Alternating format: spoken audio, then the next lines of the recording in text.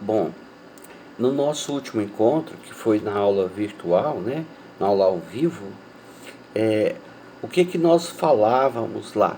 Nós falávamos no artigo 985 que a personificação da sociedade se dá com o registro do seu contrato social ou do seu ato constitutivo no órgão competente. Órgão competente porque, como eu já expliquei para vocês, podem ser a junta comercial, pode ser o cartório de registro de pessoa jurídica ou também pode ser a OAB, né? Como eu já expliquei ali no passado para vocês. Mas, não obstante haja essa recomendação do artigo 985, pode acontecer de pessoas começarem empresas sem observar os trâmites legais, ou seja, a famosa abrir uma firma, abrir uma empresa, né? A começar uma empresa sem antes abrir uma firma, né? É muito comum acontecer isso e também é muito comum encontrar essas discussões no escritório. Então nós vamos falar sobre sociedade em comum. A sociedade em comum é aquela sociedade que não passou pelo crivo do registro no órgão competente. Muitas vezes sequer tem um contrato social entre os sócios.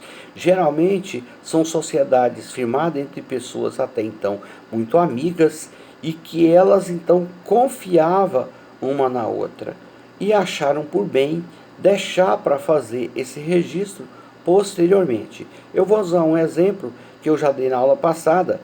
Não se preocupe, Vivian, depois eu vou dar um exemplo com você rica, né? Mas por enquanto você é pobre e caloteira, né? Então, no exemplo, eu brinco muito com a Vivian, eu quero justificar para vocês, né? A Vivian é uma amiga querida, né? Eu tenho a honra de voltar da aula para a Vivian depois de tantos anos, né? A Vivian foi minha aluna na primeira turma que eu dei aula na FASB, né?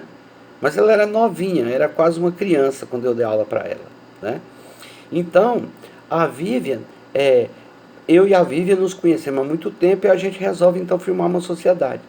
Nessa sociedade que eu firmei com a Vivian, como nós éramos muito amigos, eu não me preocupei em fazer nenhum tipo de contrato com ela. O combinado foi que nós ficaríamos 6 meses ali na feira, no box da feira, e depois, se tivesse dando certo, a gente ia procurar um contador fazer os registros, né? Abrir uma firma, porque ficava muito caro.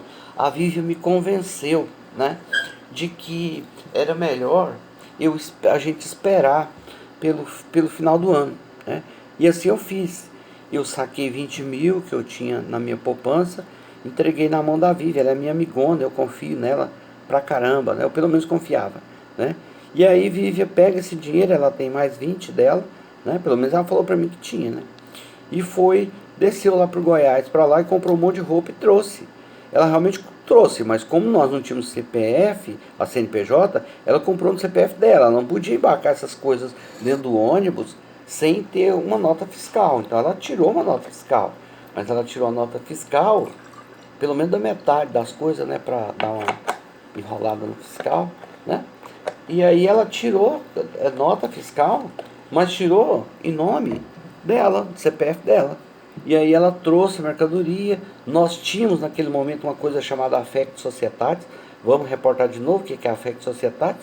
Affecto societatis é aquela afinidade que uma pessoa tem na outra para compor uma sociedade.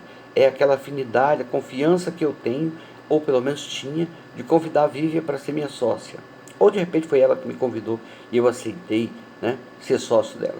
E então, a partir dessa maravilhosa junção de interesses, nós criamos lá a nossa loja, juntamos juntos, né? Fomos lá, pensamos num nome para colocar na sociedade, né? Aí achamos um nome bem bonito na Bíblia, o pastor foi lá, orou lá na nossa lojinha e começou a nossa loja, né?